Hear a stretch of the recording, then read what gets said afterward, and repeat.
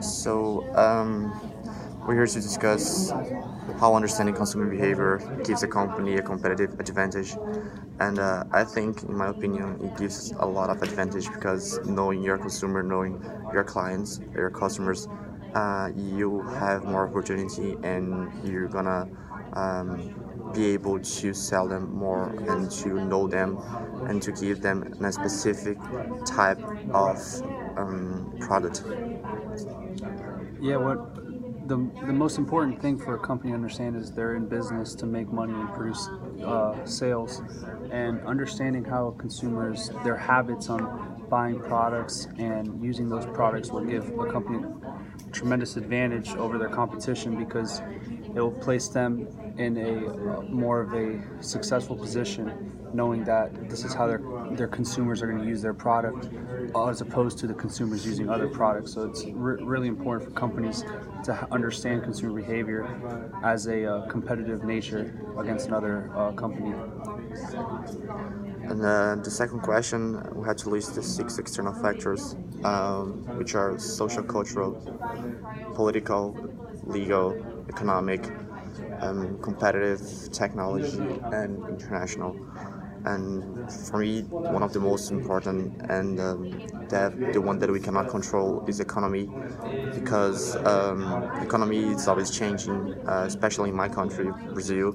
We know that, and economy is really bad there now. So we have a lot of companies and products that they're leaving Brazil because they don't have opportunities to sell, and they cannot sell a lot because the economic situation of the country. That's a thing that we cannot control. Yeah, one of the most important external factors that I think is technology. We're living in a world right now where it's almost technology is growing at such a rapid pace. We're just trying to play catch up with it, and companies are starting to realize that in order to use marketing skills effectively, you're going to have to keep up with technology. You're constantly going to have to be changing strategy plans in order to use the technology that we have in today's society. So that's one of the biggest things that companies are going to have to be able to adapt to because technology is such a rapidly growing field, and you just always have to be keeping up with technology to maintain that competitive advantage over your other companies. From the third question, we have to choose three of the following and discuss the market implications of understanding this culture.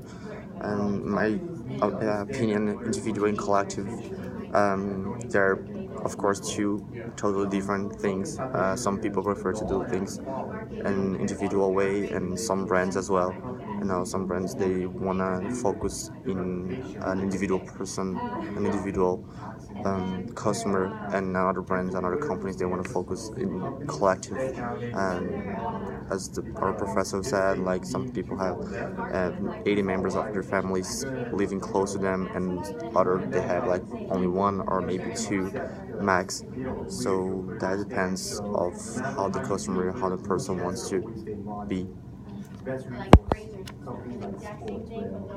Another one of them that I was gonna go in and discuss was youth and age.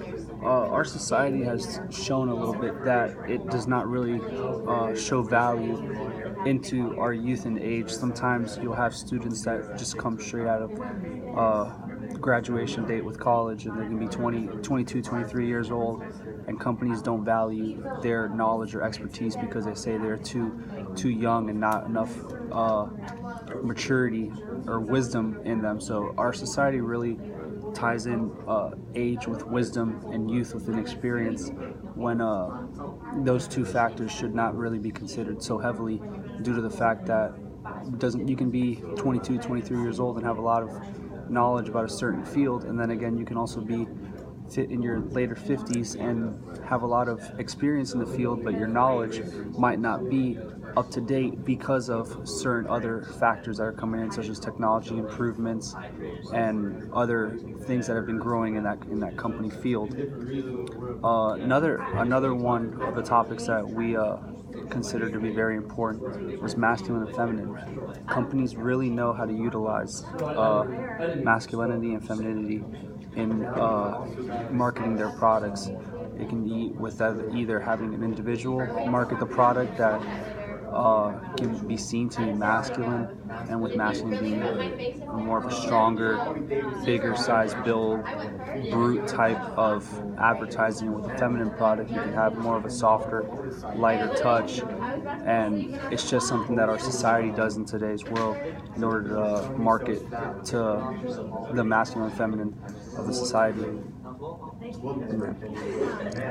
That's it. That's it for all we have today for our week 2 in-class presentation. Thank you. Thank you guys.